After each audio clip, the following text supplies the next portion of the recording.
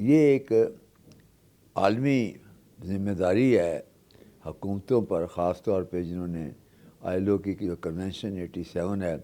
Ratify کی ہو، وہ مزدوروں کے حق خود ارادی کا احترام کریں اور ان کو حق دیں۔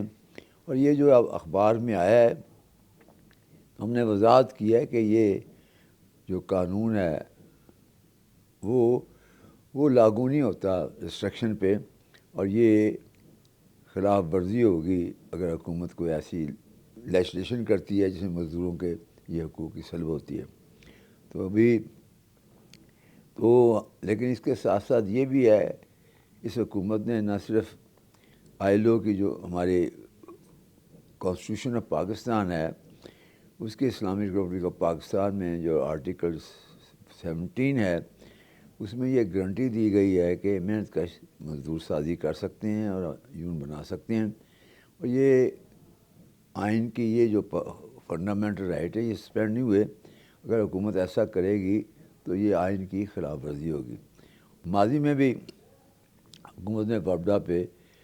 فنڈامنٹل رائٹ ہمارے سسپینڈ کیے تھے، اور ہم نے یہ مسئلہ تمام نہ صرف حکومت کے پاس بلکہ تمام دنیا کے مزدوروں کو بتایا ہے کہ یہ نفی ہو رہی ہے، اور پھر ILO کے نے بھی حکومت کو باور کرایا کہ آپ یہ جو ذمہ داری لی ہے اس کی نفی کر رہے ہیں، اور پھر 2 سال کے بعد یوں بحال ہو گئے۔ الیکٹریکل ورکرز کے اوپر کوئی اس طرح کی قدغن لاتا ہے تو اس کے متعلق جنہوں کارکنوں نے پہلے بھی یہ والی سختی دیکھی ہوئی ہے 20 سال پہلے، تو تب بھی ہم نے اپنے عدالتوں کے چارہ جوئی کی، ہم نے انٹرنیشنل سطح پہ بھی آواز اٹھائی۔ ہم کیونکہ قانون کی اور پاکستان کے آئین کی پاسداری کرنے والے انسان ہیں، انڈسٹریل پیس رکھنے والے انسان ہیں جسے صنعتی امن کہا جاتا ہے، اس وجہ سے ہمیں اس بات کا اندیشہ نہیں۔ ہم اپنی عدالتوں سے رجوع کر سکتے ہیں، ہم انٹرنیشنل سطح پہ عالمی ادارہ محنت میں رجوع کر سکتے ہیں، ہم اسی طریقے سے جو دنیا بھر کے محنت کش ہیں ان کے ساتھ،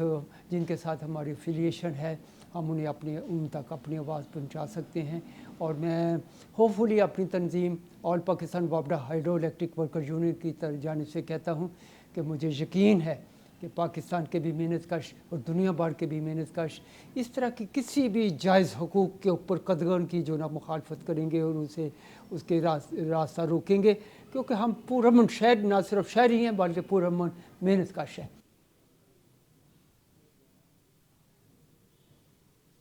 تو یہ پبلک انٹرسٹ کے لیے جو ہے یہ ادارہ بنایا گیا، اور دیکھیں اس کی کارکردگی، اور جب یہ پرائیویٹائزیشن جو کی گئی ہے اس سے آپ تجزیہ کر سکتے ہیں جنریشن میں بھی،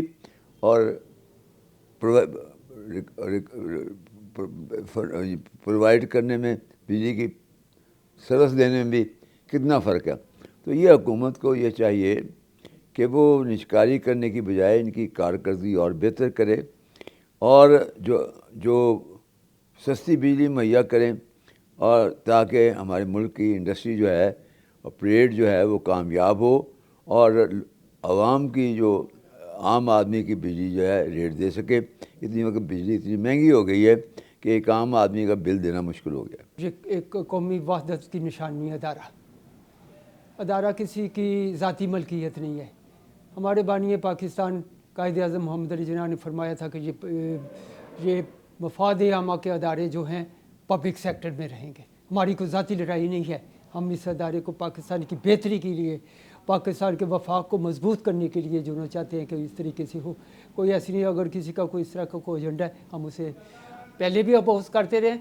اور یہ جو اس کے بارے میں جو اپوز کرتے ہیں in the interest of for the interest of even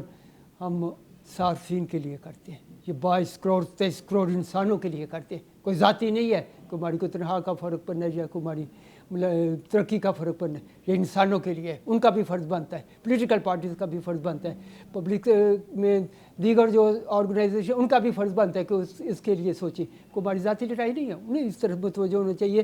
کہ اس کے آفٹر افیکٹس کیا ہوتے ہیں۔ دنیا واپس ہو رہی ہے پرائیویٹائزیشن سے، یہ اس جانب کو سوچے گا تو اسے ذرا تھوڑا سمجھنا چاہیے، اور ایون دین ہم نیگوسیشن پہ یقین رکھتے ہیں۔ ہم کوئی بہتری لانا چاہتے ہیں تو ہم بہتری میں تعاون کریں گے. اگر کوئی سمجھنا چاہتے ہیں تو ہمارے ساتھ بیٹھ ٹیبل ٹاک کریں اور اسے سمجھنے کی کوشش کریں. آپ کی خبر آپ کی آواز voicepk.net